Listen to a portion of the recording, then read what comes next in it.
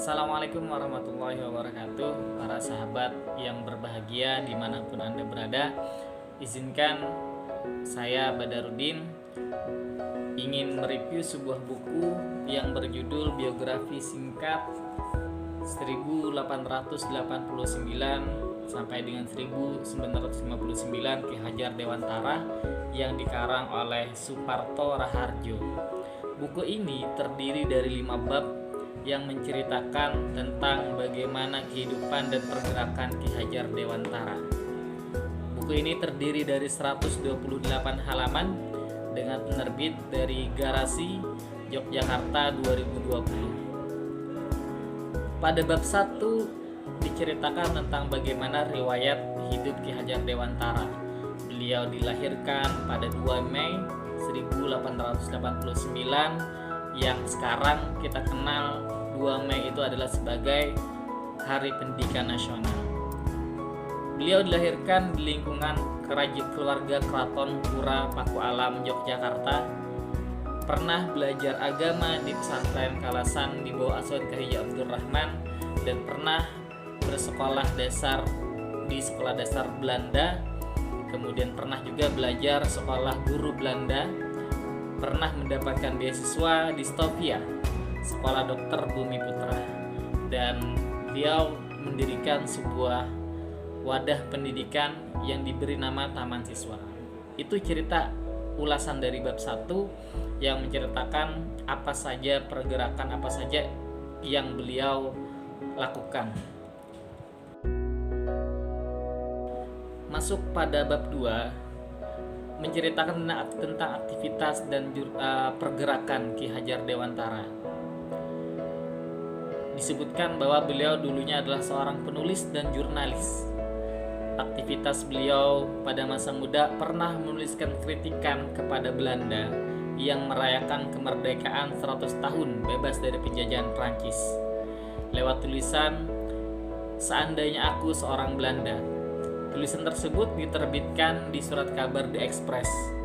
Salah satu isi kritikannya berbunyi, "Sekiranya aku seorang Belanda, aku tidak akan menyelenggarakan pesta-pesta kemerdekaan di negeri yang kita sendiri telah merampas kemerdekaannya."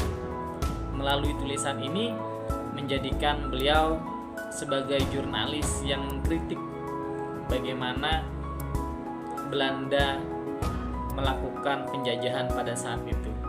Kemudian beliau juga pernah mengikuti organisasi Budi Utomo sehingga sampai terbentuk sebuah partai Indies Party.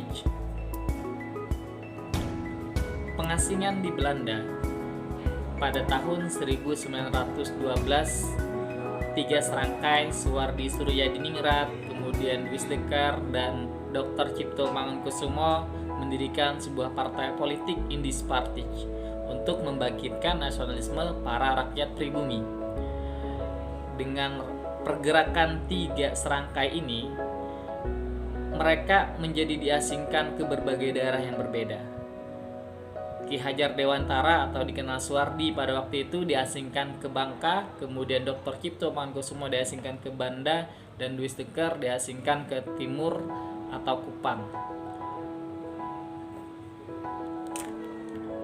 Setelah diasingkan di tempat yang berbeda, tak lama kemudian mereka akhirnya diasingkan ke Belanda pada tahun 1914.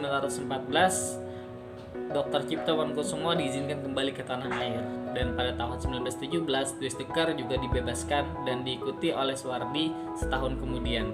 Jadi selepas mereka diasingkan karena pergerakan 3 serangkai, di buku ini dijelaskan mereka pernah mengalami pengasingan di tempat yang berbeda dan akhirnya mereka diasingkan ke Belanda. Gerakan dalam bidang pendidikan, walaupun pada dalam masa pengasingan tokoh 3 serangkai tidak henti memikirkan perjuangan untuk kemerdekaan Indonesia.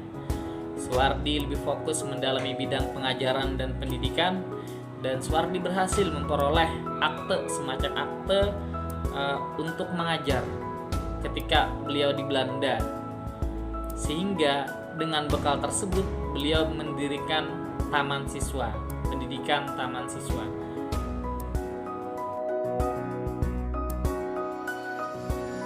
sahabat yang berbahagia, di buku ini diceritakan lebih spesifik pada bab 3 tentang taman siswa. Bagaimana taman siswa? Taman siswa adalah wujud ajaran hidup Ki Hajar Dewantara.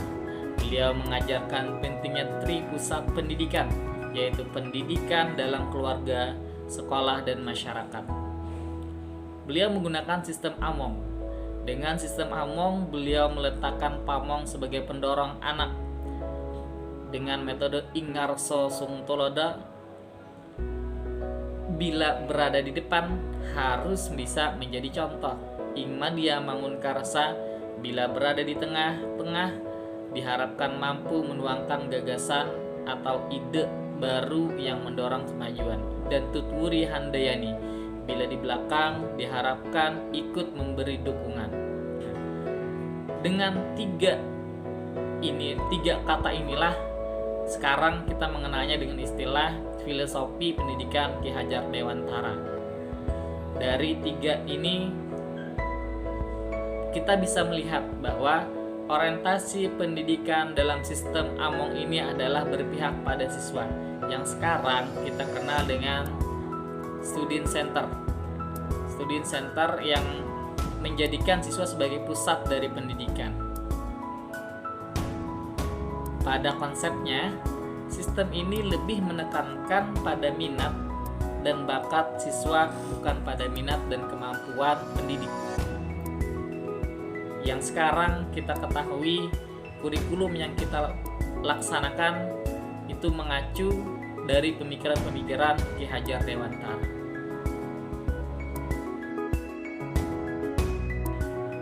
Baik, sahabat yang berbahagia, kita akan mengulas kembali buku ini pada bagian bab 4. Pada bagian bab 4 menceritakan pemikiran pendidikan. Menurut Ki Hajar Dewantara, pendidikan sebagai tuntunan. Menurut Ki Hajar Dewantara, pendidikan merupakan tuntunan di dalam hidup tumbuhnya anak-anak. Pendidikan akan menuntun segala kekuatan yang ada pada anak agar dapat mencapai keselamatan dan kebahagiaan yang setinggi-tingginya. Pendidikan menjadi tuntunan bagaimana mereka bisa mencapai cita-citanya. Kemudian sistem Among. Sistem Among yang mencakup momong, among, dan ngemong. Dalam sistem ini terkandung nilai dasar, yaitu pendidikan tidak memaksa, namun tidak berarti membiarkan anak berkembang tanpa arah. Seorang pendidik adalah orang yang mengarahkan dan memberi motivasi dan dorongan agar mereka bisa mencapai cita-citanya, bukan berarti membiarkan mereka tanpa arah.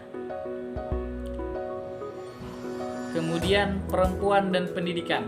Dalam bab ini beliau juga menjelaskan pemikirannya terhadap perempuan dan pendidikan. Dalam artikelnya yang berjudul Kodrat Perempuan, beliau mengutarakan ketidaksetujuannya pada jenis persamaan hak perempuan yang berkembang di Eropa. Sepintas kalau kita lihat artikel ini, ketidaksetujuan beliau seakan-akan bernilai diskriminatif terhadap perempuan. Namun, pada dasarnya beliau memaksudkan untuk melindungi perempuan. Ki Hajar mendukung partisipasi dalam pendidikan dan melakukan olahraga asalkan tidak melupakan kodratnya sebagai seorang perempuan. Dalam artikel selanjutnya yang berjudul Perempuan dalam Dunia Pendidikan, Ki Hajar mengajak kaum perempuan turut serta dalam pendidikan. Beliau bukan mengekang perempuan, malah beliau mendukung perempuan untuk ikut dalam memajukan pendidikan. Karena secara ikatan emosional, anak lebih mempunyai ikatan emosional dengan seorang ibu dibandingkan dengan seorang ayah. Itu yang menurut pendapat beliau dalam bab ini.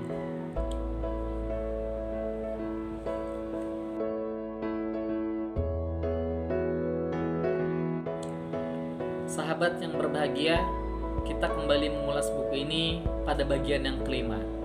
Pada bab kelima menceritakan bagaimana kepribadian Ki Hajar Dewantara. Di antaranya, beliau adalah orang yang merakyat dan humanis. Dilahirkan di keraton, namun beliau mempunyai rasa dan jiwa humanis. Beliau sering mengajak teman-temannya yang merupakan anak-anak rakyat jelata untuk melihat pergelaran wayang di keraton. Itu adalah salah satu buktinya. Kemudian beliau juga sering membela anak-anak pribumi yang dihina oleh penjajah Belanda.